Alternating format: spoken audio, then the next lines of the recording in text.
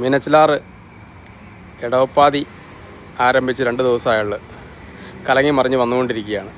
അപ്പോഴാണ് ഈ പ്ലാസ്റ്റിക്കുകളെല്ലാം ഒഴുകി വരുന്ന കാഴ്ച. വളരെ വിഷമം തോന്നി ഇതിങ്ങനെ കണ്ടപ്പം. ഒരുപാട് പേർക്ക് കുടിവെള്ളം കൊടുക്കുന്ന ഒരു ആറാണ് മീനച്ചിലാറ്. ആ ആറിനെയാണ് ഈ പ്ലാസ്റ്റിക് കുപ്പികളും ചെരുപ്പുകളും പ്ലാസ്റ്റിക് വേസ്റ്റുകൾ, പേപ്പറുകൾ, കവറുകൾ എല്ലാം ഇട്ട് മലിനമാക്കിയിരിക്കുന്നത്. ദയവ് ചെയ്ത് ഇനിയെങ്കിലും ഇത് നമ്മുടെ പുഴയാണെന്ന് കരുതി ഈ പ്ലാസ്റ്റിക്കുകൾ ഉപേക്ഷിക്കുന്നത് എല്ലാവരും നിർത്തുക. നമ്മുടെ സ്വന്തം പുഴയായിട്ട് കാണുക. അപ്പോൾ നമ്മുടെ സ്വന്തം പുഴയെ നമ്മൾ പ്ലാസ്റ്റിക് എറിയില്ലല്ലോ. പ്ലാസ്റ്റിക്കിനൊക്കെ ഇപ്പോൾ വിലയുള്ള കാലമാണ്.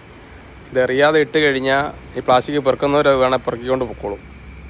അല്ലെങ്കിൽ മുനിസിപ്പാലിറ്റിയും പഞ്ചായത്തും ഒക്കെ അവർ പ്ലാസ്റ്റിക് വീട്ടിൽ വന്ന് ശേഖരിക്കുന്നുണ്ടല്ലോ. ഒരിക്കലും പുഴയിലേക്ക് എറിയരുത്.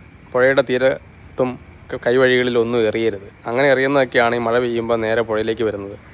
ഇതിവിടെ നേരെ വേമ്പനാട്ട് കായലിലേക്കാണ് ചെല്ലുക. അവിടെ പോയി ഇത് അടിഞ്ഞു കഴിഞ്ഞാലുള്ള കാര്യം ഒന്ന് ആലോചിച്ച് നോക്കിയേ. ഒരുപാട് ആൾക്കാർ അവിടെ മീൻ പിടിച്ചും കക്കാവാരിയൊക്കെ ജീവിക്കുന്നുണ്ട്. അപ്പം മീനച്ചിലാറ് മാത്രമല്ല, വേമ്പനാട്ട് കായലും നശിച്ചു പോകും ഇതുപോലെ പ്ലാസ്റ്റിക് ഇങ്ങനെ വന്നുകൊണ്ടിരുന്നാൽ. ദയവ് ചെയ്ത് ഒരപേക്ഷയായിട്ട് കരുതിയിട്ട് ഇനിയെങ്കിലും നമ്മൾ പ്ലാസ്റ്റിക് പുഴയിലേക്ക് ഇടുന്നില്ല എന്നൊരു തീരുമാനം എടുക്കുക. എല്ലാവരും അങ്ങനെ ഇടാതിരുന്ന് കഴിഞ്ഞാൽ പിന്നെ പ്ലാസ്റ്റിക് വരില്ലല്ലോ. നമ്മുടെ പുഴയെ നമുക്ക് തന്നെ സംരക്ഷിക്കുക. ഞാനിനി ഒരു പ്ലാസ്റ്റിക് പോലും പുഴയിൽ ഇടില്ല എന്നുള്ളൊരു തീരുമാനം ഓരോരുത്തരും എടുത്തു കഴിഞ്ഞാൽ പിന്നെ പുഴയിൽ പ്ലാസ്റ്റിക് ഇതുപോലെ വരില്ല.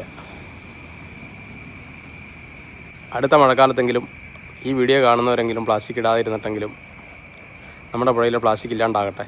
മീനച്ചിലാറിൻ്റെ കൂടെ